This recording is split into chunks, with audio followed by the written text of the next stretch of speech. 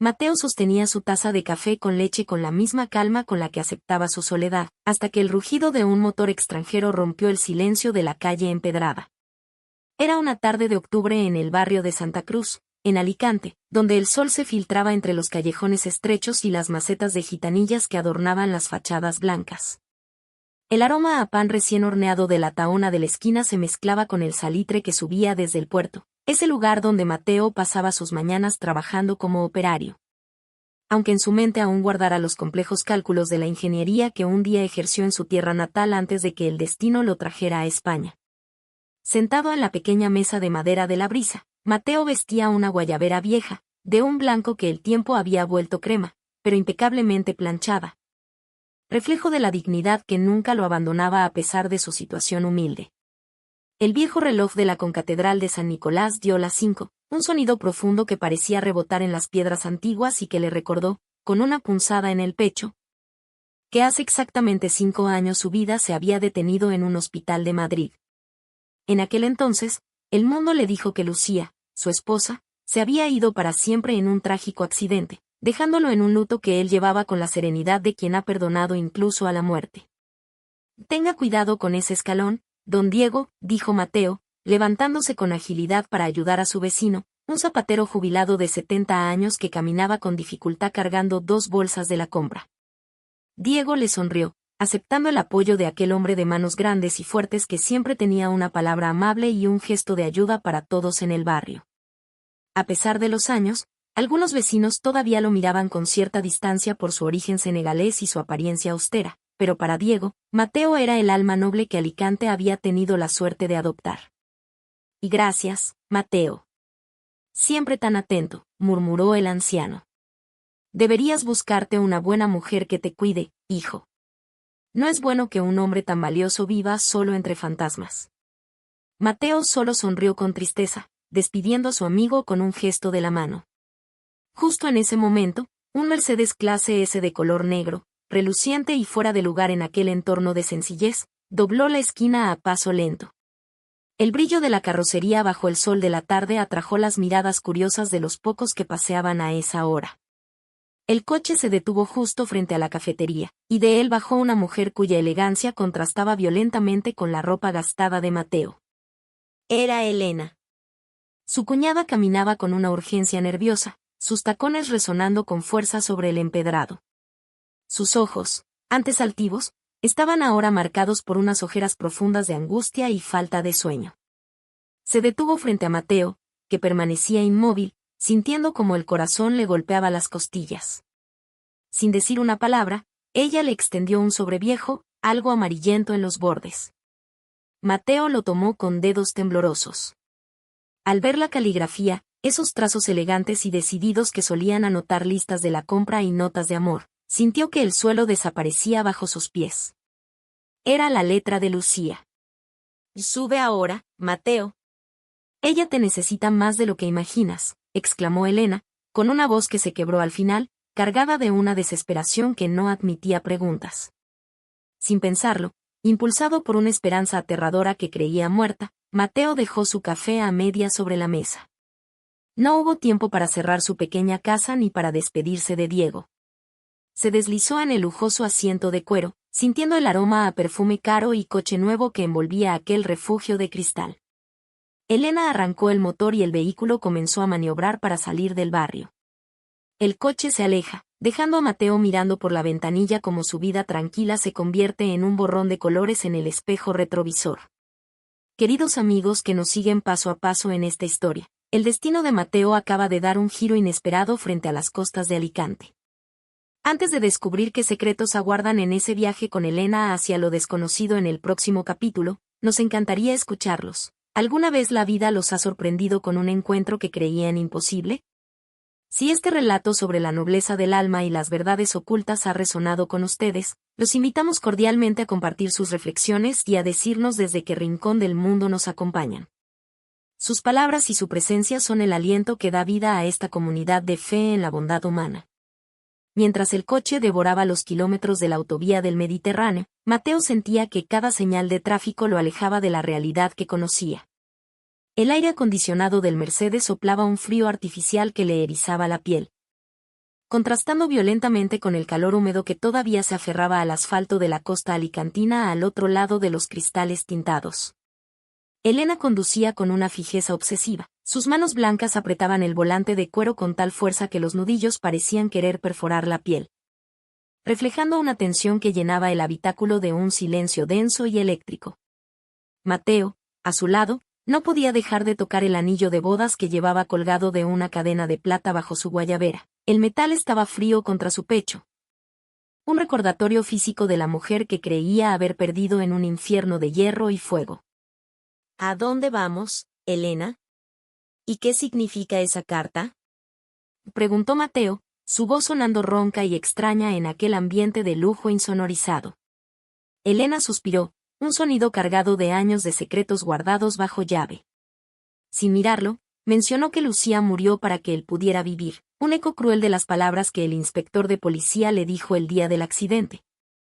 Cuando el humo y el caos ocultaron la verdad a los ojos de un esposo devastado. El funeral fue una farsa, Mateo. Todo fue un montaje cuidadosamente orquestado, confesó ella finalmente, su voz temblando ligeramente.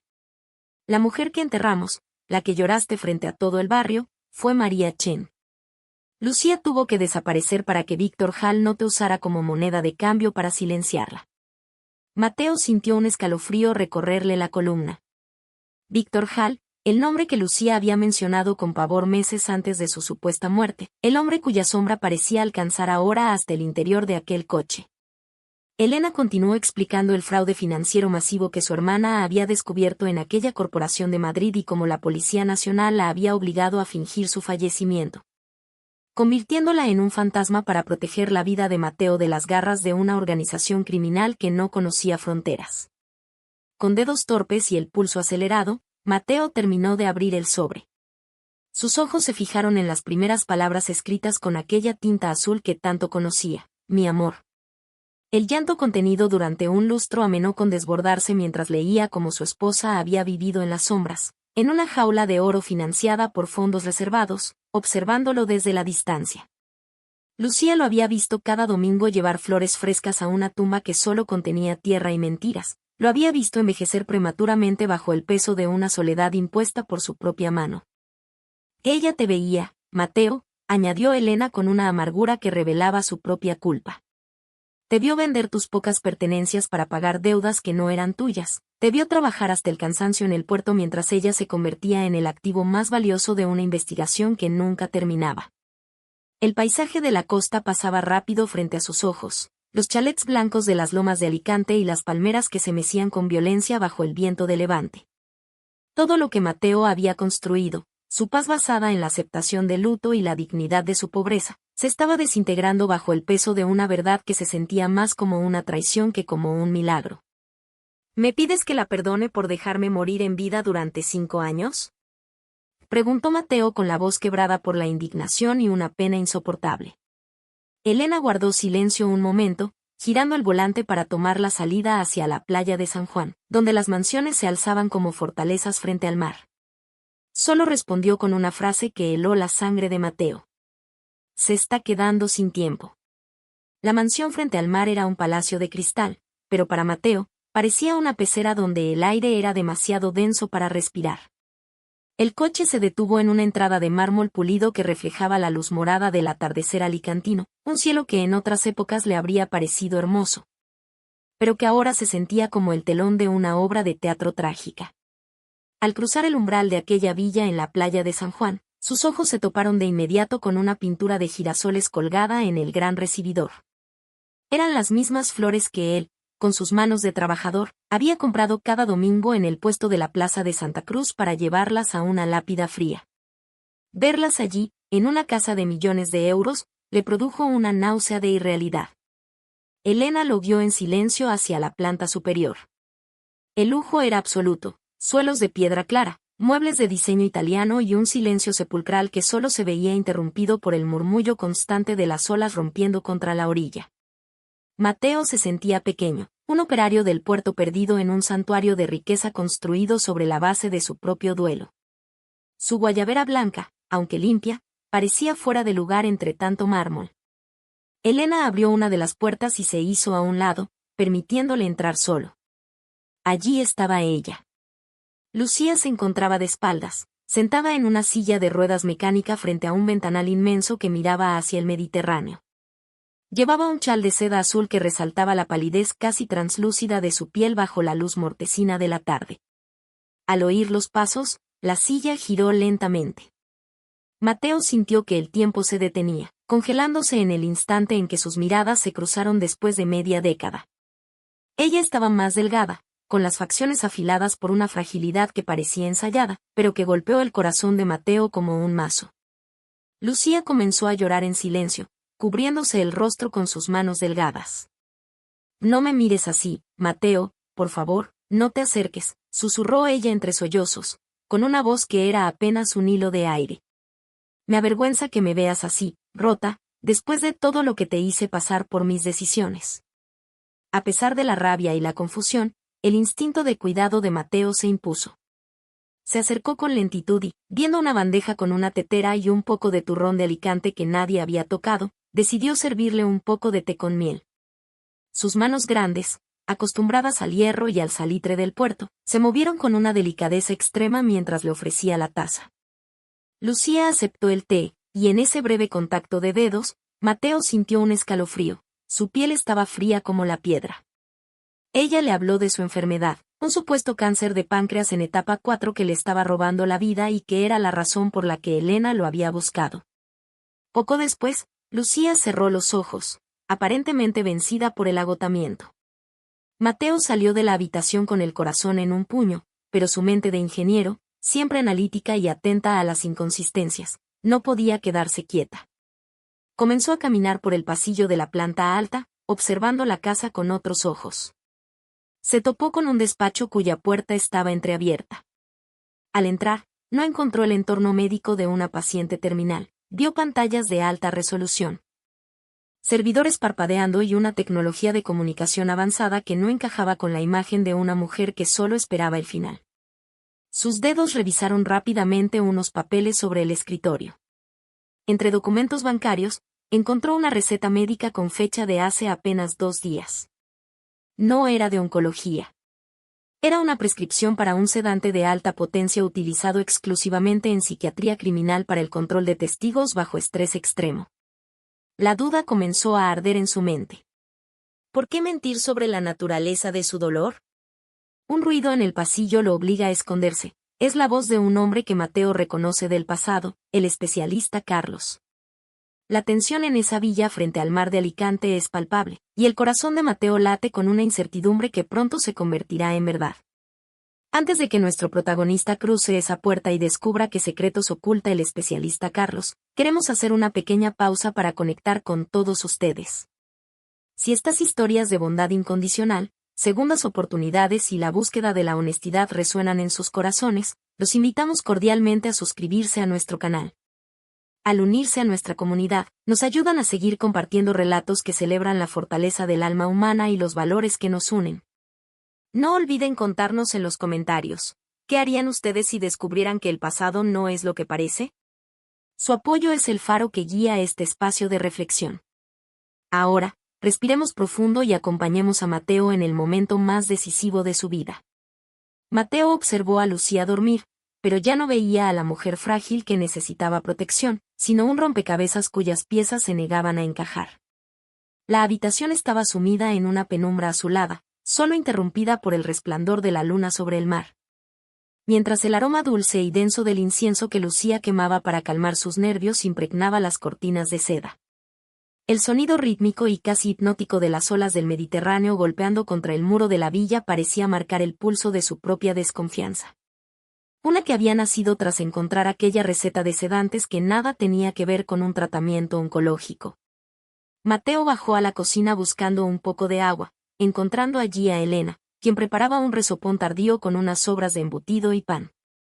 Bajo la luz fría de los fluorescentes, Mateo la confrontó con una serenidad que resultó más intimidante que cualquier grito. Elena, agobiada por el peso de tanto secreto, terminó por confesar la verdad. Lucía había entrado en remisión total hacía 8 meses. El cáncer no la estaba matando, pero el miedo a perder a Mateo después de 5 años de mentiras la había llevado a prolongar el teatro de su enfermedad para retenerlo a su lado. Con el alma herida, Mateo regresó al dormitorio principal para exigir una verdad definitiva. Al entrar, Lucía se sobresaltó y, en un acto reflejo de sorpresa, se levantó de la cama por su propio pie con una agilidad que desmentía meses de supuesta postración. La silla de ruedas quedó en un rincón como un accesorio olvidado de una obra que acababa de terminar. Era, como él sospechaba, un refugio psicológico para evitar enfrentar las consecuencias de sus actos. Se desató entonces una discusión desgarradora donde Mateo, evocando la sabiduría de sus raíces en Senegal y la dureza de su vida ganada a pulso en Alicante, le reclamó su falta de fe en él. Crecí con la verdad, aunque fuera amarga.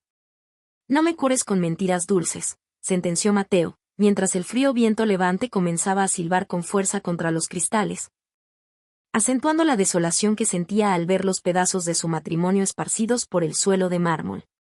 Lucía, vencida por la vergüenza, abrió una pequeña caja de seguridad y extrajo un segundo dispositivo de memoria. Se lo entregó a Mateo admitiendo que si deseaba saber quién era ella realmente y qué había sucedido con María Chen, debía mirar el contenido de aquel pendrive.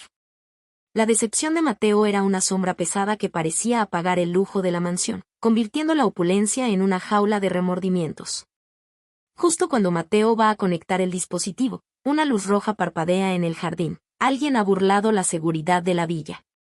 Víctor Hall no vestía como un criminal, sino como un caballero que acababa de salir de una ópera en el teatro principal, ocultando el veneno tras una sonrisa perfecta.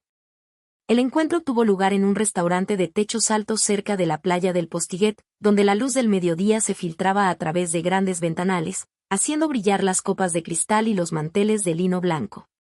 El ambiente estaba impregnado del aroma a arroz a banda y el murmullo de los comensales que disfrutaban de su aperitivo, ignorando por completo la tormenta que estaba a punto de desatarse en la mesa del rincón.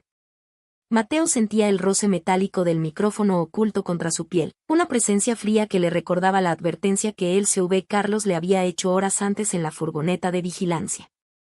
Que la justicia tiene un precio, y a veces se paga con la propia seguridad.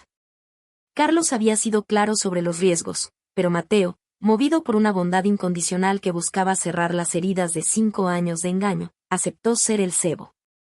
Sentado frente a Víctor, Mateo mantenía una calma técnica que desconcertaba al criminal, a pesar de los prejuicios iniciales de Hall sobre el origen y la apariencia humilde de Mateo. Pronto se vio sorprendido por la elocuencia y la dignidad del ingeniero.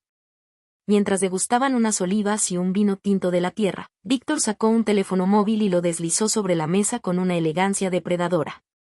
«Mira bien, Mateo. Esta es la mujer que amas», susurró con voz gélida. El video mostraba un garaje oscuro de Madrid hace 5 años. Mateo vio con horror cómo Lucía, presa del pánico, empujaba a María Chen durante una discusión acalorada.